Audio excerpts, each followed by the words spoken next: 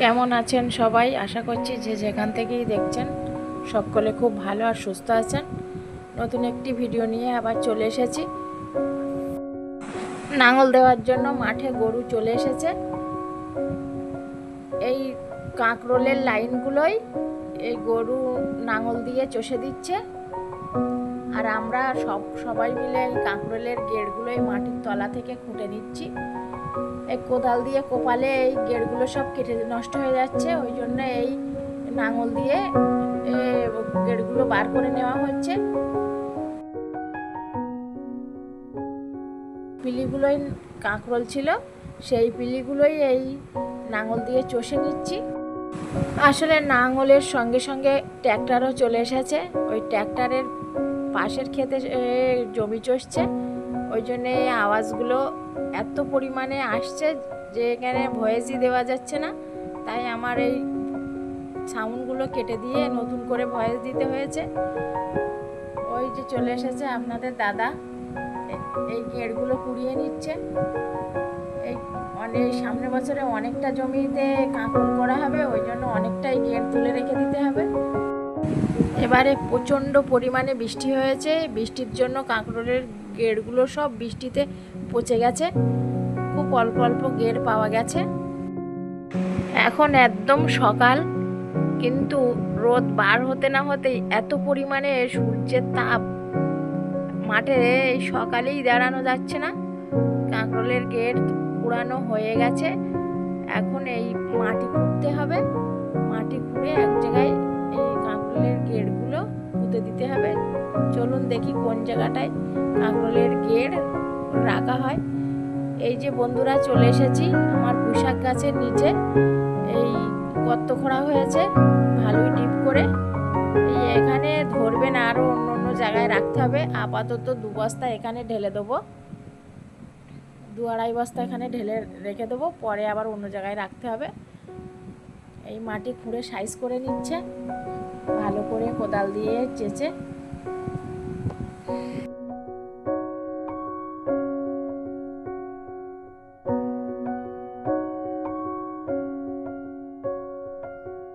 বস্তা ধরেই ঢেলে দেওয়া হচ্ছে। আমরা সবাই মিলে, আমার ছেলে, আমরা সবাই মিলে এই গেড়গুলো কুড়িয়ে নিয়েছি। আর এখন তো পুজো হচ্ছে, পুজোর ছুটি স্কুল, ছেলেও আমাদের সঙ্গে সঙ্গে এসে একটু কাজে হাত লাগায়। দেখুন কতটা গেড় আমরা তুলেছি। আর 1 বস্তা এখন ঢেলে দিতে হবে। এই যে ঢেলে দেওয়া হচ্ছে আর 1 বস্তা। এখনো আর একটা প্যাকেটে আছে, সেগুলোও ঢেলে দেবে। ঢেলে দিয়ে ভালো করে এই গর্তের ভিতরে সাইজ করে চারিদিক থেকে বিছিয়ে দেওয়া হবে।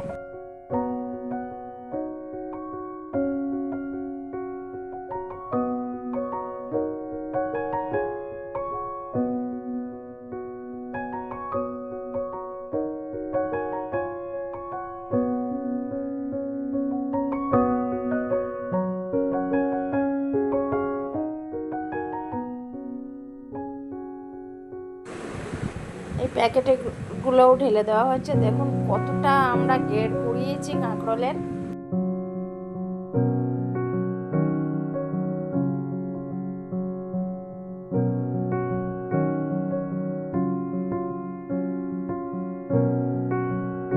কাঁকরোলের গেড়গুলো একটু হাত দিয়ে উঁচু করতে বলেছি, তাই এই উঁচু করছে।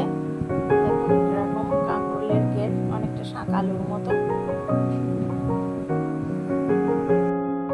সব বিছিয়ে ঠিক করে দেওয়া হয়ে গেছে। এবার এর উপরে অল্প কিছু মাটি দিয়ে দেওয়া হচ্ছে।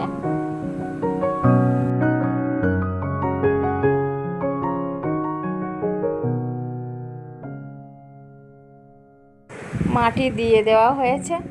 এখন পাইরুয়ান একটা প্যাকেট কেটে নেওয়া হচ্ছে এর উপরে ছড়িয়ে দেওয়ার জন্য, যাতে গেড়গুলো নষ্ট হয়ে না যায়। এই কেটে নেওয়া হয়ে গেছে, এখন এর উপরে ছড়িয়ে দেওয়া হবে। এই দেখুন পাইরুয়ান, এই পটল বসানোর সময়ও এই দিতে হবে। এই ছড়িয়ে দিচ্ছি উপর দিয়ে, তাহলে আর এই গেড়গুলো যখন আবার বসাবো তখন একটাও নষ্ট হবে না। এখন কোদাল দিয়ে মাটিগুলো টেনে টেনে এর উপরে দিয়ে দেওয়া হবে। এই একটু মাচার তলায় অসুবিধে হচ্ছে দিতে, এই কোদাল দিয়ে টেনে টেনে এর উপরে সব ভালো করে দিয়ে দেওয়া হবে।